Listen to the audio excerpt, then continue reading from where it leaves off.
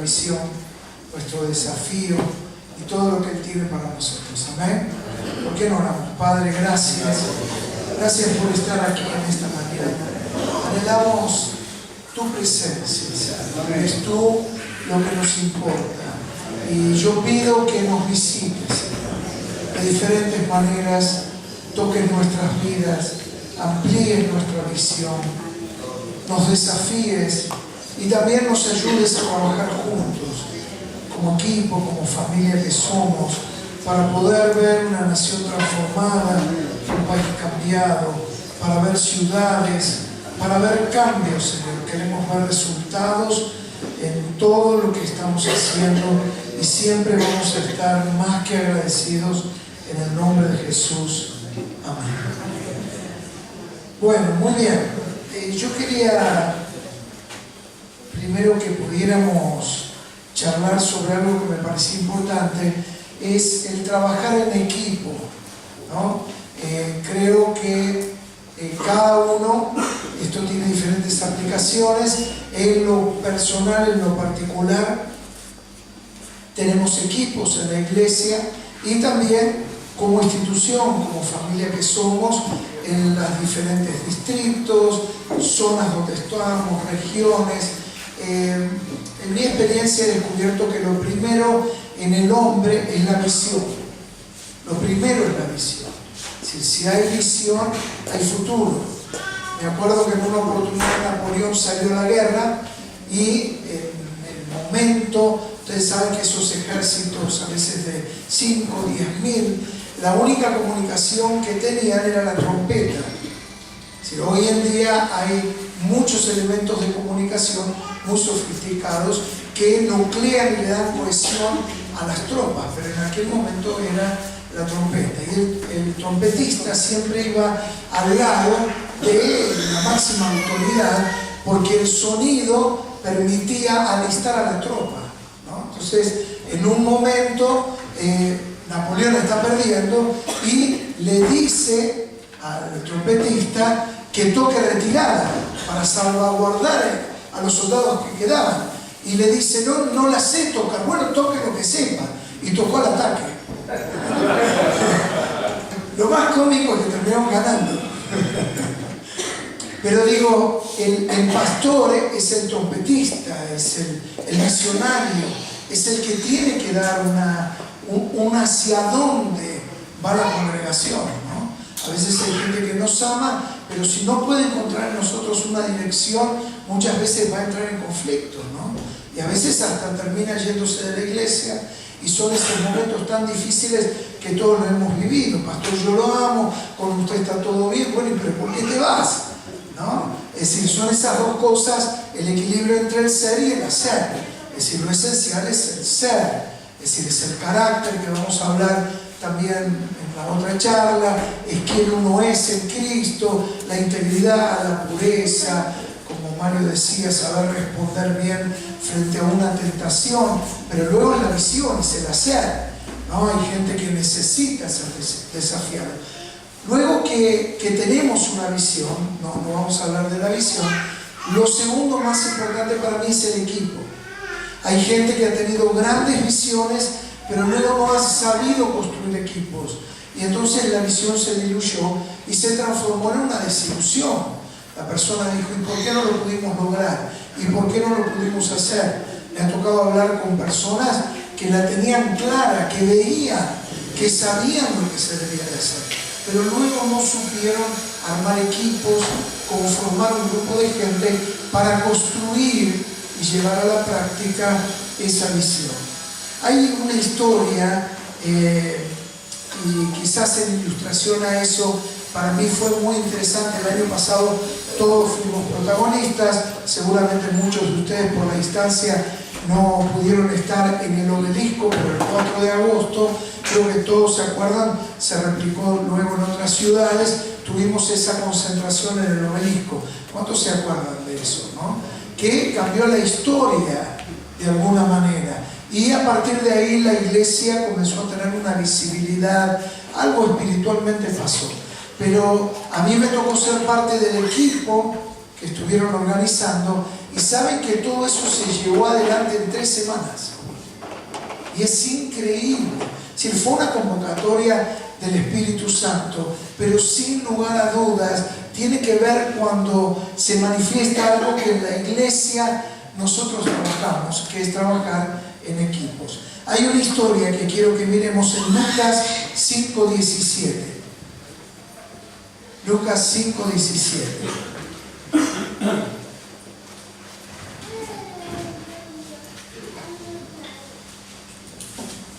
Lo leemos, dice: aconteció un día que Jesús estaba enseñando y estaban sentados los fariseos, doctores de la ley, los cuales habían venido de todas las aldeas, Judea, Jerusalén, y el poder del Señor estaba con él para sanar. Sucedió que unos hombres que traían en un lecho a un hombre que estaba paralítico, procuraban llevarle adentro y ponerle delante de él.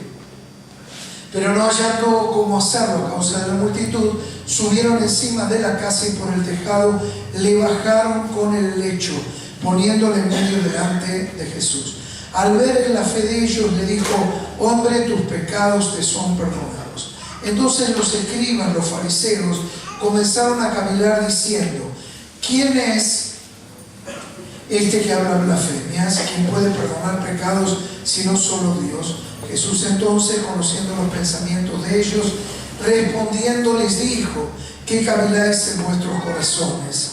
¿Qué es más fácil? ¿Decir, tus pecados te son perdonados? ¿O decir, levántate y anda? Pues para que sepáis que el Hijo del Hombre tiene potestad en la tierra para perdonar pecados, dijo al paralítico: a ti te digo. ¿Qué le dijo? Levántate, toma tu lecho y vete a tu casa. Y al instante, levantándose en presencia de ellos, tomando el lecho en que estaban acostados, se fue a su casa glorificando a Dios.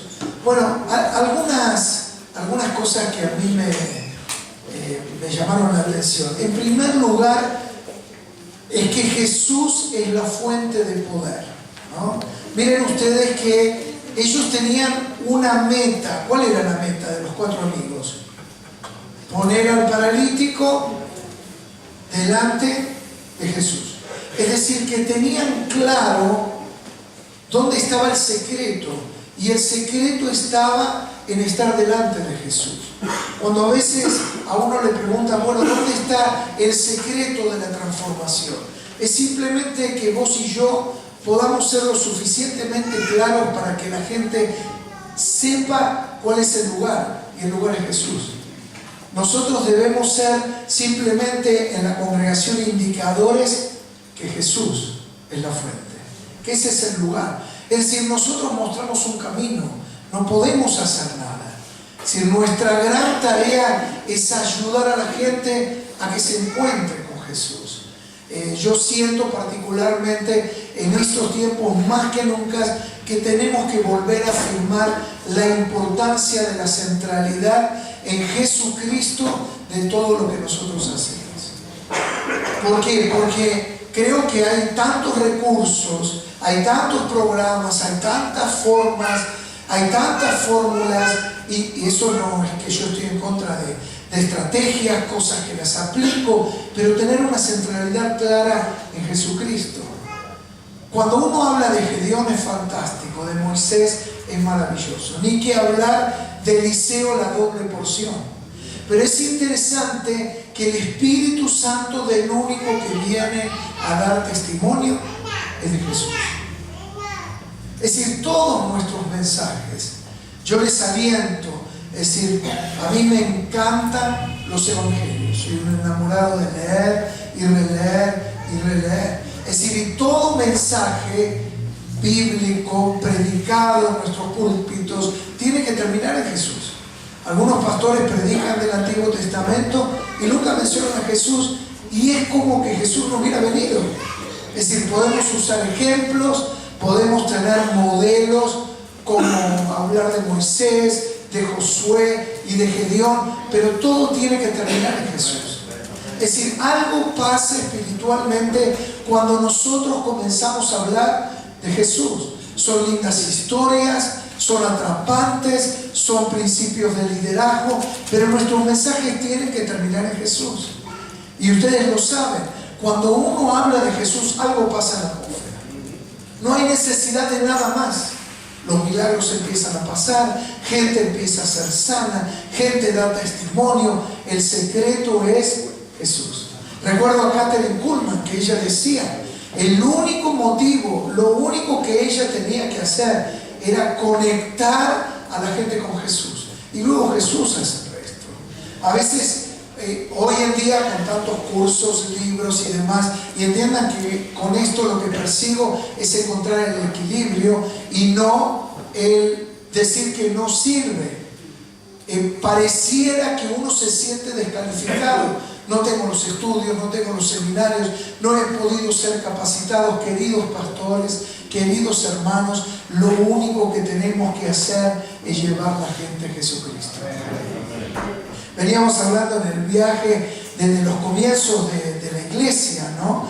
Y claro, van pasando los años para todos. Pastor Hugo, ¿sí? Sí, el otro día estaba alguien, no, que me duele acá, que me duele acá. Yo digo, son problemas del alma. Dijo, pastor, ¿qué me dio? No, del alma nada que. Bueno, los años van pasando. Pero yo me doy cuenta en el comienzo, más allá de haber cursado el seminario y demás, yo tenía una sola cosa, era Jesús. Y cuando uno puede mostrarle a la gente a Jesús, los milagros suceden. Estoy leyendo el libro de los Hechos y claro, la primera persecución que sufre la iglesia es que les impiden no hablar más de Jesús. Y ese es el tema. Y ese es un espíritu, es el espíritu de la religiosidad. Es decir, no incomodes a nadie. Ustedes saben, hoy en día se habla de la Navidad, pero no hablan de Jesús, porque eso molesta. Si logran sacar a Jesús, la iglesia empieza a secarse. Jesús es nuestro centro. Jesús deben ser nuestras canciones, nuestras enseñanzas, nuestras predicaciones, nuestras conversaciones. Deben de ser Jesús y vamos a comenzar a ver grandes milagros. El secreto es Jesús. Por eso estos 4 amigos no eran religiosos, pero queridos hermanos, la tenían clara. Los tenemos que llevar delante de Jesús. Él es la fuente de poder. La otra imagen que a mí me gusta muchísimo es cuando Jesucristo dice que es necesario, así como Moisés levantó la serpiente en el desierto, es necesario que el Hijo del Hombre sea levantado, para que todo aquel que en él crea no se pierda, mas tenga vida eterna. Claro, ellos eran judíos y entendían. Ustedes, estudiosos de la Biblia, amén, digan. Ustedes conocen la historia, ¿no?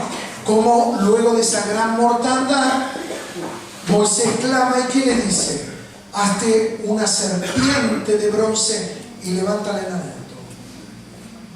Y claro, empezaron a decir que la gente se empezaba a sanar y empezaron a venir de todas las tiendas. Calculen que serían, seguramente los estudiosos hablan, casi 1 millón de personas de las diferentes tribus empezaban a venir. Moisés tuvo que levantar la serpiente en alto. Y esto es ya una versión libre mía, pero me imagino donde Moisés estuvo rodeado por un grupo de 40, 50, de 100, ya él no lo podían ver. Lo que tenía levantado por encima de todo, ¿qué era? La serpiente de bronce. Es decir, lo importante es que se conectaran con la serpiente. Y Jesús dice, así hay que levantar al Hijo del Hombre. En un momento ya no vieron más quién levantaba la serpiente, porque en realidad era intrascendente quien la levantara, pero alguien la tenía que hacer. Es decir, no importa qué Dios está haciendo, dónde lo está haciendo, lo importante es que Dios lo haga. Es decir, no importa si es con este hermano, con el otro, con aquel, no importan nuestros protagonismos, sino nuestra única preocupación es levantar a Jesucristo. Vamos a ver la gloria de Dios. Ese es el gran secreto. Jesús entonces es la fuente. Lo único que nosotros tenemos que hacer es llevar a la gente a Jesús. La única gran charla que debemos de dar para capacitar a nuestros obreros es llevar a la gente a Jesús. Los que salen a la calle, como contaba Mario, los que van a los hospitales, los que van a las cárceles, los que van a predicar en cualquier lugar. Ocúpense de llevar a Jesús y los milagros van a empezar a ocurrir. Es decir, lleven a Jesús. Ustedes se habrán dado cuenta, hay tantos libros, hay tantos cursos, hay tantos programas. Somos invitados a desayunos, almuerzos, nunca ayunos. ¿No? Viene algún ministerio del extranjero y nos invitan a un ayuno, a un desayuno, perdón, a un desayuno. Y te comparten una estrategia y está bárbaro. Y a veces uno pareciera que todo está complejo. Y uno dice, bueno, yo me estoy perdiendo algo. Pero en realidad, queridos hermanos, el evangelio es tan simple. No lo hagamos complicado. Llevemos a la gente a Jesús y vamos a ver grandes transformaciones. Ahora, hay algo interesante, porque si ustedes ven en esta historia, dice que los 4 amigos llegan a la casa y ¿qué les pasa? No pueden entrar. ¿Por qué no pueden entrar? ¿Se habían olvidado la llave? No. ¿Qué pasaba? Había una multitud dentro de la casa, no podían entrar. ¿Quiénes estaban dentro de la casa? Miren, ahí están, ¿no? ¿Quiénes estaban? Versículo 17. Estaban sentados, ¿quiénes?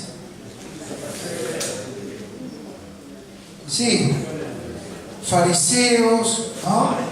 Doctores de la ley habían venido. Claro, ellos estaban adentro de la casa, ¿sí? Y inmediatamente como Jesús empieza a actuar, Jesús va a tener problemas. Y Jesús tiene problemas ¿con quién? Con los que están dentro de la casa. Es decir, Jesús no tiene problema con los 4 que venían. Es decir, Jesús no tiene problema con el que necesita conocer a Cristo. Ese viene y está abierto. Cuando alguien está en un pozo y a vos te tiran una soga, y vos hace un mes que estás ahí, 5 metros bajo tierra, y alguien te tira una soga, vos me decís, che, pero vos que sos mamón, pentecostal, sos de la cuadrangular, asamblea de Dios, a vos te tiraron una soga y vos qué haces, vos la agarrás, ¿sí o no? Yo necesito salir. Y así pasa con la gente que no conoce a Cristo. Jesús tuvo problemas con los que estaban dentro de la casa. Ahora yo no sé, espero que no se ofendan, porque también esto va conmigo. Ustedes se dan cuenta quiénes estamos dentro de la casa. Hoy, ¿quiénes estamos? Nosotros. Es decir, Jesús no tiene problema con el vecino que está acá a 2 cuadras y quizás está por separarse o por divorciarse. Jesús no tiene problemas con los millones que necesitan conocer a Cristo en nuestra querida Argentina. Jesús no tiene problemas con el que no le conoce. Jesús tiene problemas con nosotros. Bueno, por lo menos conmigo, no sé con ustedes. ¿Sí? Somos nosotros. ¿Y por qué esto es así? ¿Y por qué de esta manera? Y pero un momentito, pero tengamos en cuenta. Pero no, si va a haber una comisión. ¿Y yo qué pito toco? ¿Ah? ¿Y a mí qué lugar me dan? Vamos a hacer una campaña con Anacondia, no, pero ¿dónde se va? No, si viene esta institución yo no voy. No, si viene este hermano yo no participo. Es decir, Jesús no tiene problema con los que no le conocen.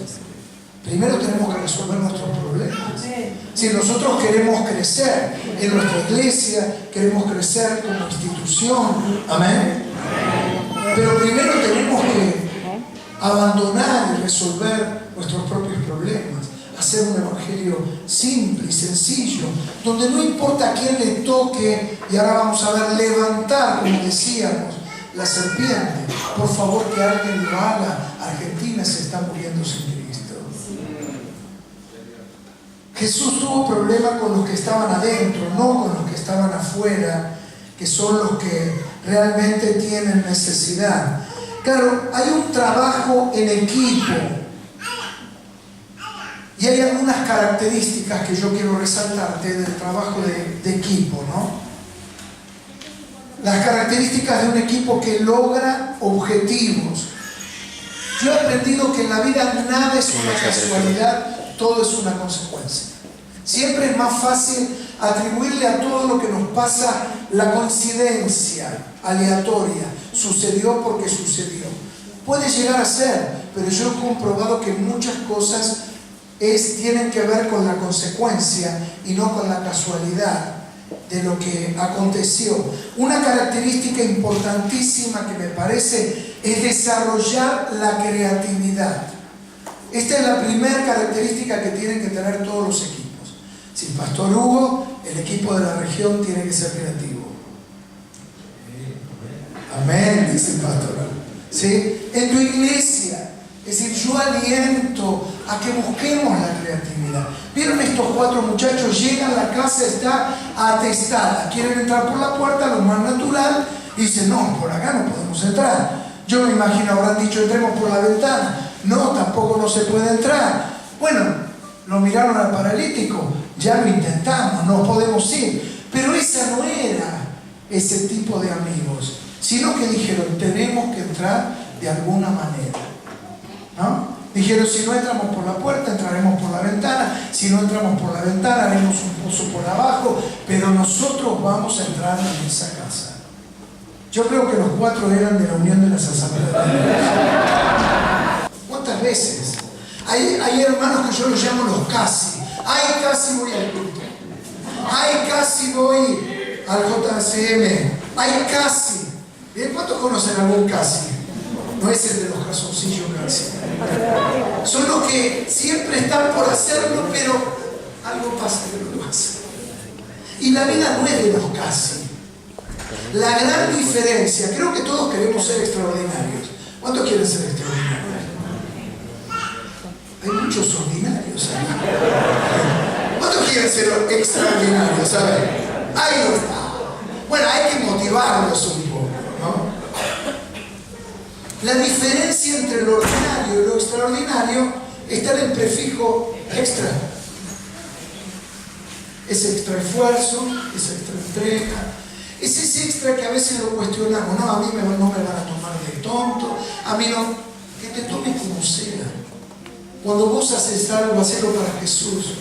Él te lo va a recompensar. Si el hombre no se da cuenta, si te hablan mal, si no te consideran, si no son recíprocos, no te importe. Seguí haciéndolo. Amén. Ten esa vocación de hacer el extra. Es ese poquito más. Es ese poco que cuando uno mira para atrás, uno dice, ay, si hubiera hecho un poco más. Bueno, estos serán extraordinarios. Dijeron, entonces vamos a entrar por el techo. Imagínense la cara del paralítico. Déjenme así. Ustedes me van a matar, me van a subir al techo. Me van a romper todos los huesos. ¿No? Esta es mi versión libre. Claro, y empiezan a abrir el techo y lo empiezan a bajar el paralítico. E inmediatamente Jesús dice, al ver la fe. Y miren entonces lo maravilloso de esto es que la fe se puede ver. ¿Y cómo se ve? Es a través de acciones.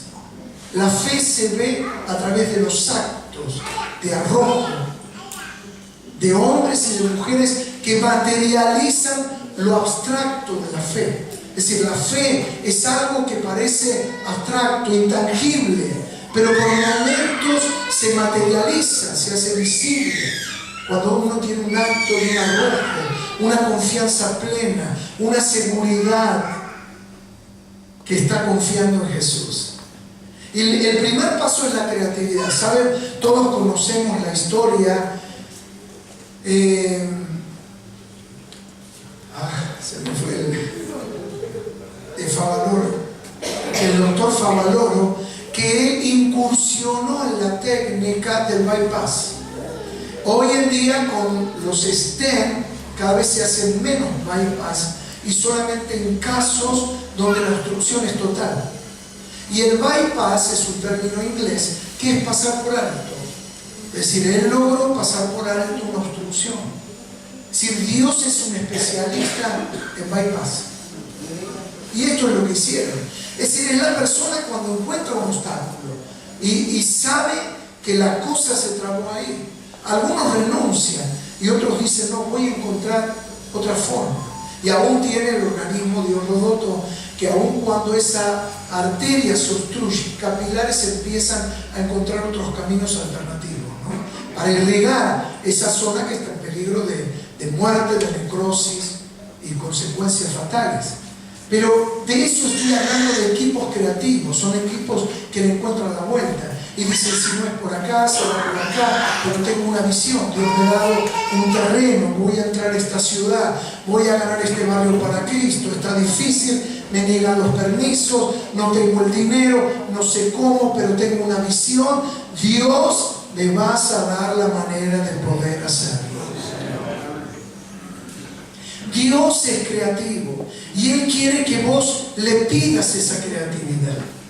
Yo me he dado cuenta que la oración ha sido para mí tan clave, ¿no? Porque la oración para mí es como una fuente de generación de creatividades.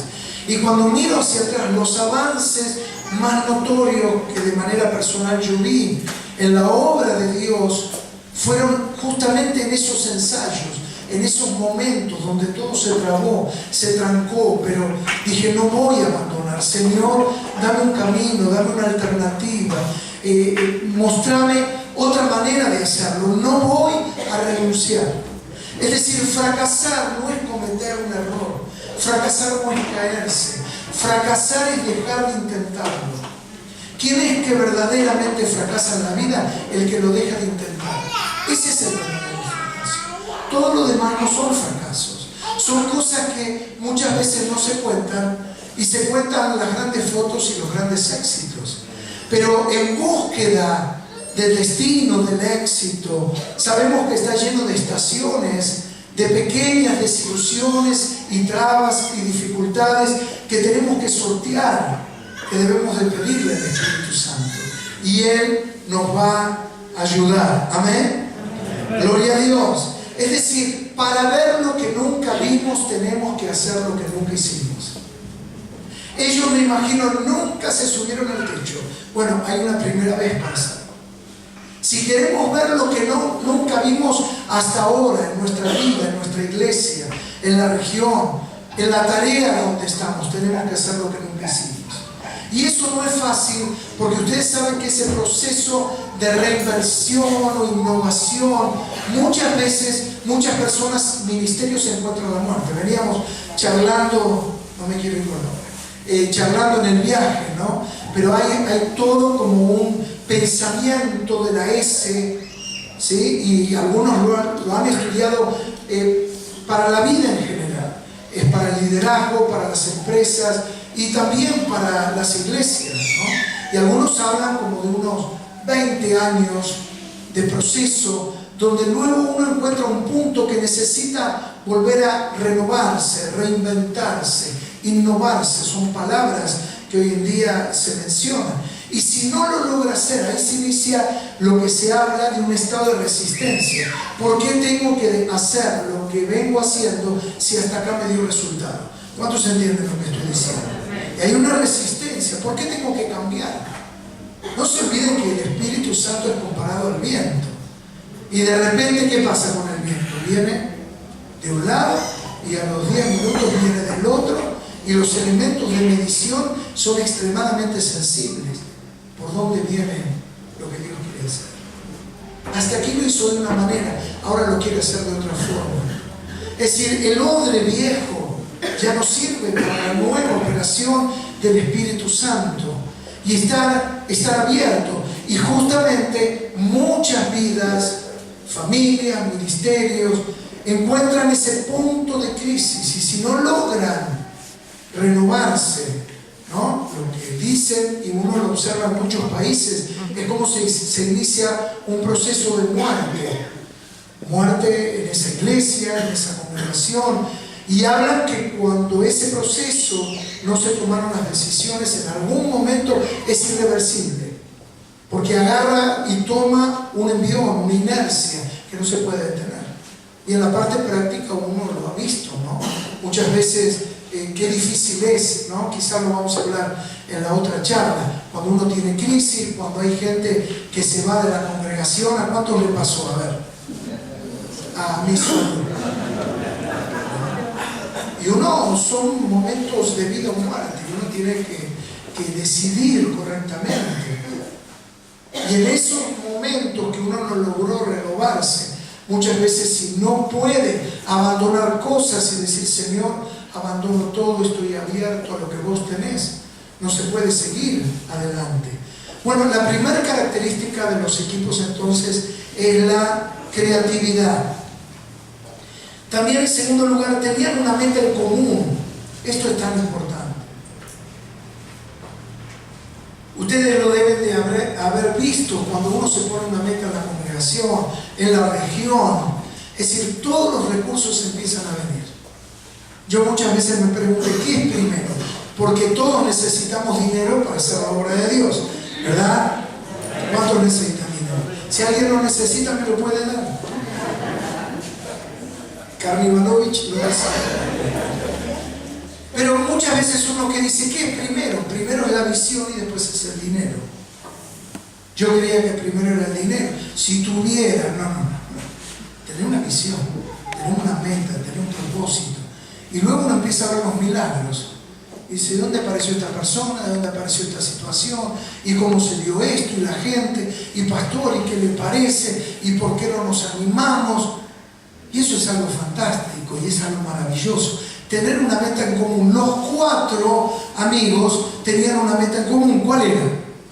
Poner el paralítico delante de Jesús. Es decir, no dijo uno, no, vamos al Gauchito Gil. Y el otro dijo, no, mejor hagamos esto. Mejor llevémoslo a un quiropráctico. No. Los 4 primeros se pusieron de acuerdo. Esto es fundamental en los equipos. Ustedes vieron en las comisiones. ¿Cuántos trabajan en alguna comisión de la fraternidad? ¿Vale? Levanten la mano. ¿Sí? Y acá los muchachos también. Claro, uno lo elige. Uno cae ahí en un grupo que capaz no conoce. Y bueno, y ahí uno tiene que ir acomodándose. Es distinto a tener la posibilidad de vos elegir un equipo de trabajo, ¿no? Ahora, qué importante es tener una meta en común.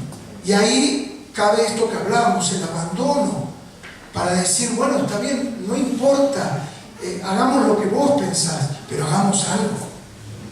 De otra manera hay un desgaste tan grande.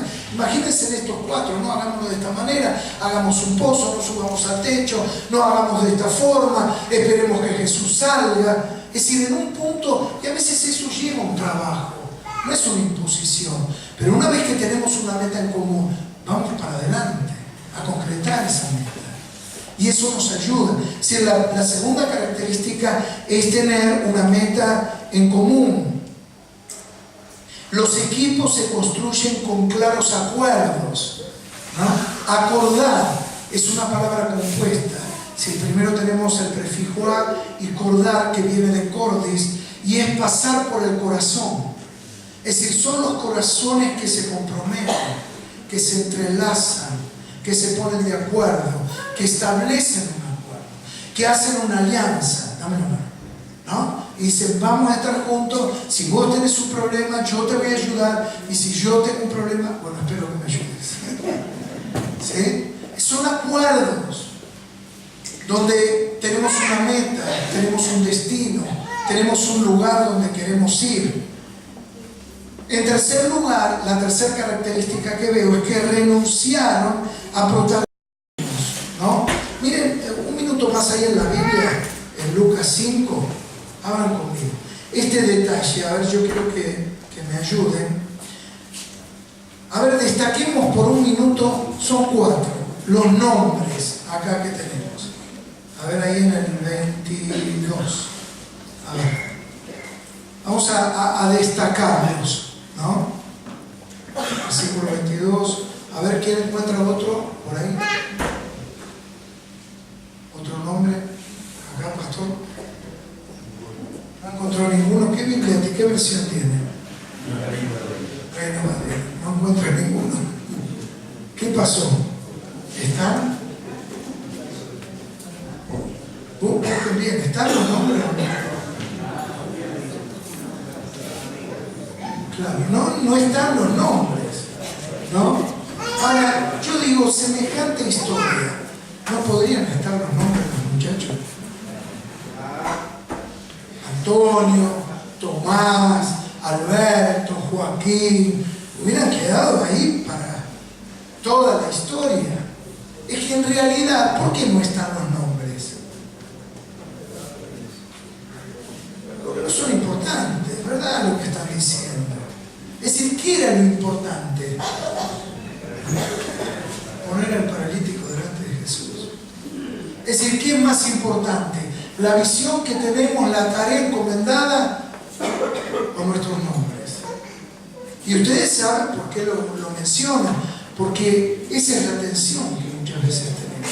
Y es la tensión porque muchas veces se ponen palos, como solemos decir, a la rueda y las cosas no avanzan y siempre hay como una tensión. Y yo dije, qué bárbaro, no están los nombres, porque los nombres no son importantes, porque lo importante era llevar al paralítico. Hay una tarea que nos fue encomendada en esta Argentina, y lo importante no es quién lo haga, sino que por favor alguien la haga. Y si le toca al hermano, bienvenido sea, vamos a apoyar. Y yo sé que a veces no es fácil trabajar en mesas redondas donde no hay cabeceras, pero también aprender a dejarnos liderar por los que tienen un don para hacerlo. De otra manera seríamos torpes. Y si Dios le dio una gracia a determinado hermano para hacer tal cosa, por favor, lidérenos usted. Vemos la gracia de Dios. Y luego para otra área será otro hermano.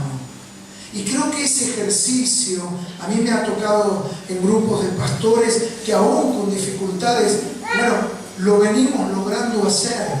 Y gracias a Dios hemos visto resultados. Pero muchas veces abandonando protagonismos, estando dispuesto a abandonar posiciones. En cuarto lugar, yo lo tengo la cuarta característica es la cohesión. La cohesión. ¿Qué es la cohesión?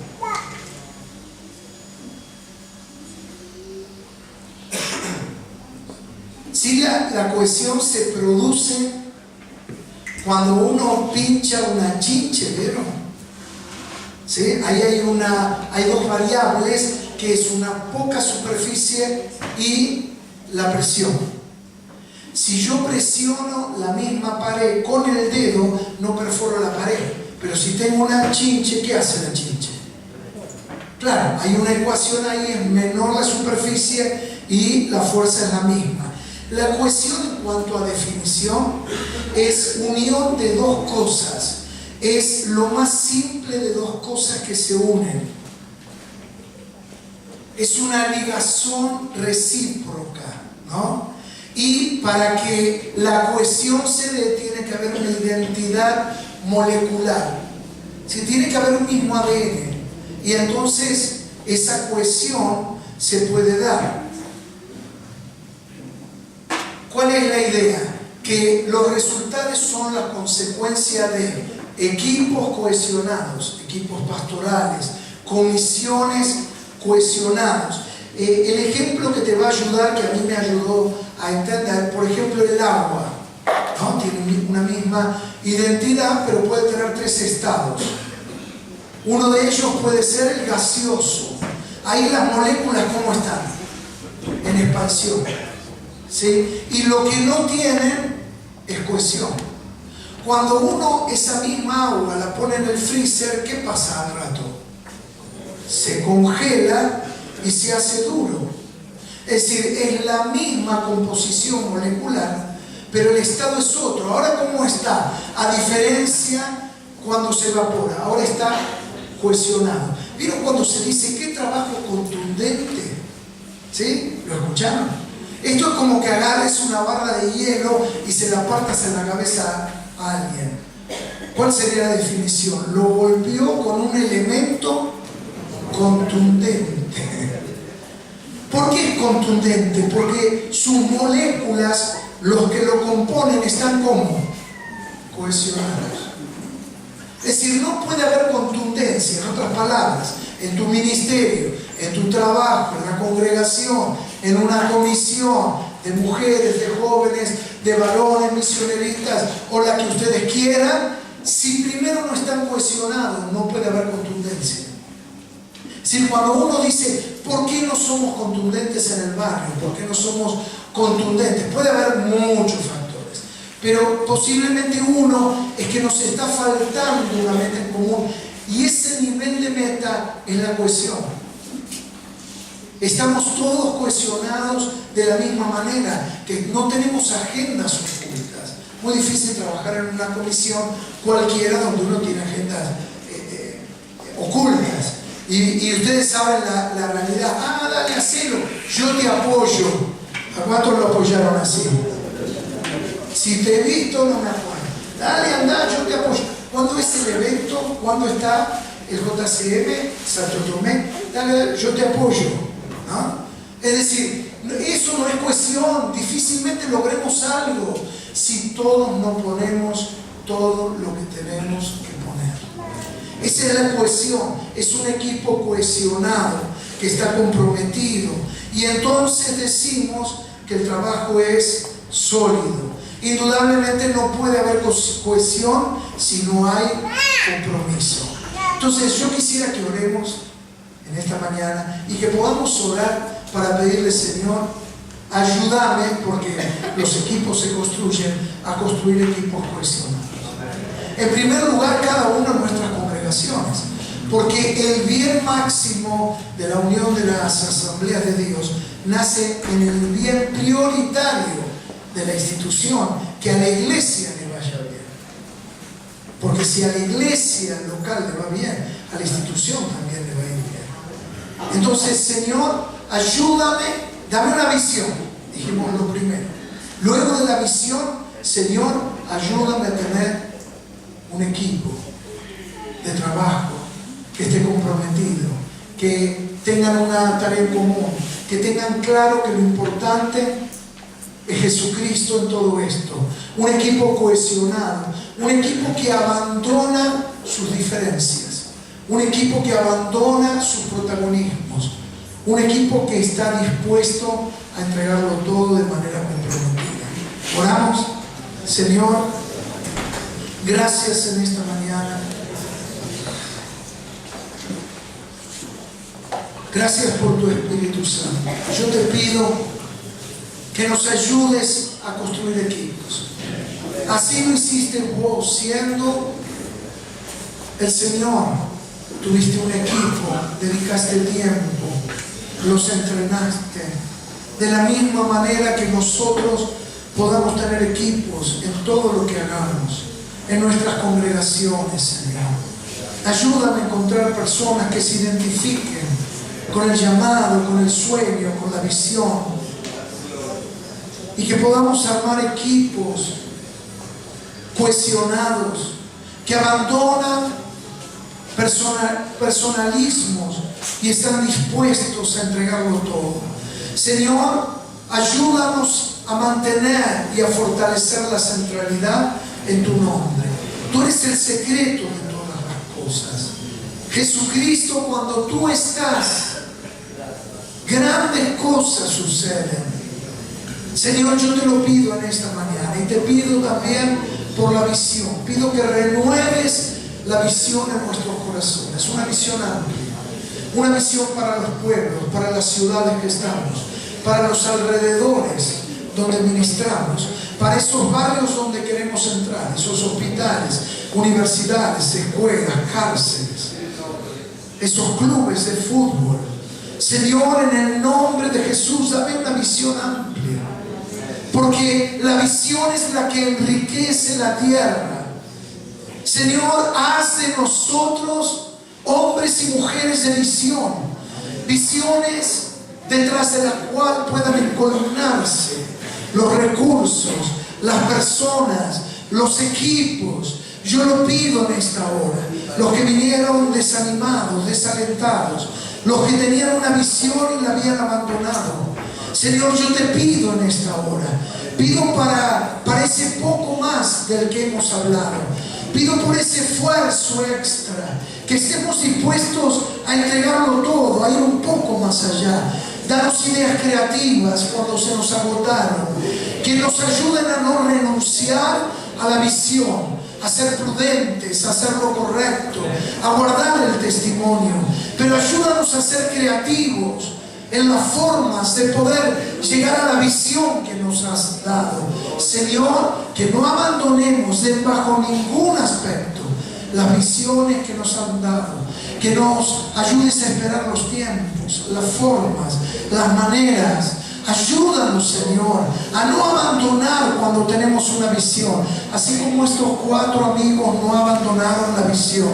Que no abandonemos la visión que nos has dado en ese pueblo, en esa ciudad, en ese barrio, en esa localidad, en el nombre de Jesús de Nazaret. Ahora, Dios, oh, más santa la cata la santa, uria la cata la cata. Señor, pido que brote de la interioridad de cada uno de nosotros ese sueño, esa visión que tuvimos en el primer día, en el llamado. Yo lo pido en esta mañana, Señor. Algo pase, pido tu fuego en esta mañana sobre nuestras vidas. Despiértanos, Señor. Oh, inquieta nuestros corazones. Yo te pido, Señor, que cuando regresemos a nuestras ciudades, a nuestros pueblos, algo pase en el próximo culto. Al vernos, los hermanos vean que hay algo que hemos recuperado en la visión. Es esa visión que un día pusiste en nosotros. Yo lo pido en el nombre de Jesús y te doy gracias, Señor. Amén.